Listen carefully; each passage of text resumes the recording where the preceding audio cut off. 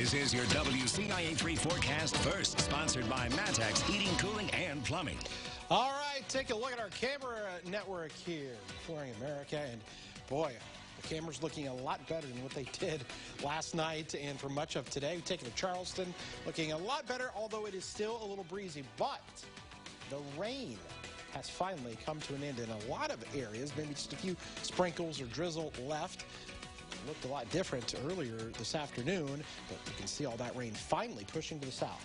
As I mentioned, though, we've still got the winds. Those winds did a number on the area today with trees down and lots of damage. We've still got a 41-mile-per-hour wind gust. But let's take you to tomorrow and show you what to expect as we go throughout the day. Hey, look at all that sunshine showing up. And temperatures getting close to 50, looking a lot better for your Friday. More about the damage caused by all the storms and the rain and the wind coming up. WCIA3 News starts right now. Now on WCIA3 News. More people will soon be eligible for the COVID vaccine, how rural areas are preparing to give out those doses. Plus, there are children who cross the border without a parent or guardian, how one children's home is stepping in to help out. And the Illini have dribbled and dunked, and now they're about to dance. You're watching your local news leader.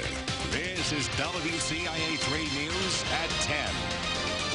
Hoping to get greater allotments in the future so that we can fully vaccinate everyone. And now health departments are one step closer to making that happen. The governor is expanding eligibility for the COVID vaccine. Good evening, I'm Jessica Coons. Paul is off tonight. In less than a month, everyone 16 and older will be able to get the shot. That means we're getting closer to opening up the entire state, but a lot has to get done in the meantime. WCIA3's Jamie Mays is with us. Jamie, you spoke to health departments. Do they have any concerns about this plan? Jess, they say they're ready. In the past, health departments have seen a demand for the vaccine they weren't always able to fill. So they're looking forward to being able to give more doses. More people will be able to get their dose of the COVID-19 vaccine. Governor Pritzker announced starting April 12th, he's expanding eligibility to people who are 16 and older. I think it's actually a good thing. It's a step in the right direction. The Fort County Health Department says weeks ago there was a great demand for the vaccine. Now things have changed. It seems to be tapering down and slowing down a little bit, which I think is a sign that we've done a really good job vaccinating those who have been interested. We've been getting enough allocation, but so now it's kind of a good thing, good news for us that they're opening up so that we can continue to vaccinate the county. And Sarah Bush Lincoln Health Center in Mattoon says they already have a plan in place to handle the increase in people who will be eligible. Working really closely with the health department to ensure that we have everything in place so that if we do get a larger allotment, we'll be able to vaccinate a large number of people. We have enough staff. We currently employ 2,500 people here at Sarah Bush Lincoln, so we're able to adjust some of their roles over to the vaccination clinic. The Vermilion County Health Department says they have support too. We have some additional resources and assets, additional vaccine, additional supplies, and additional personnel provided by the state. So we have Illinois National Guard troops who are helping us with our clinics here in Vermilion County. The administrator says help from the National Guard is temporary, so they are working with other hospitals to ensure they can administer the doses to people once the Guard leaves the county. Those health departments say they're still encouraging testing as well. Not as many people are checking their status, but they're reminding people to take advantage of testing if necessary. Back to you, Jessica. All right, Jamie, thank you. The governor also addressed reopening to phase 5. The first move toward that phase will be to increase capacity limits at businesses. That'll only happen if 70% of seniors are vaccinated. Phase 5 means no capacity limits, and that can only happen if half of people 16 years and older are vaccinated. You can find more details on our website. The 7-day average for doses given dipped slightly to more than 99,000. More than 91,000 10,000 people got a shot yesterday. So far, more than 1.6 million people in Illinois are fully vaccinated.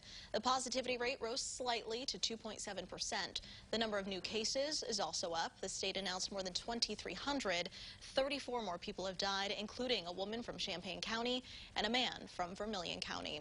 Families who have lost a loved one from COVID-19 may be reimbursed. FEMA will provide financial help for families who paid to bury loved ones after January 20th of last year.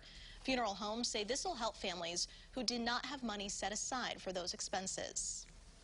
It's unbelievable. Just glad to see the government stepping up and helping families who've experienced something that they never planning on experiencing. It's expected to start next month, and families will have to show receipts for funeral costs. Some students haven't seen the inside of their school all year, but that all changed today for Danville High School freshmen. They started their first year of high school on Zoom. Today, the freshmen finally got to step inside the building to learn the ropes and meet teachers face to face. The fact that our freshmen have never been in the building, the 2 days that they get to come in, we are doing individual tours with their classroom teachers. The freshman class has 120 students. 110 chose to return in person. The rest will go back next week. The Decatur School District is in the market for a new superintendent. Dr. Paul Frigo has accepted a position in the St. Louis area. He's been with Decatur since 2017. His last day will be in June. The Board of Education will meet next week to develop a transition plan. New at 10, the Urbana Fire Department is welcoming a new member. Deputy Chief Damon Dade was hired to fill a newly created position.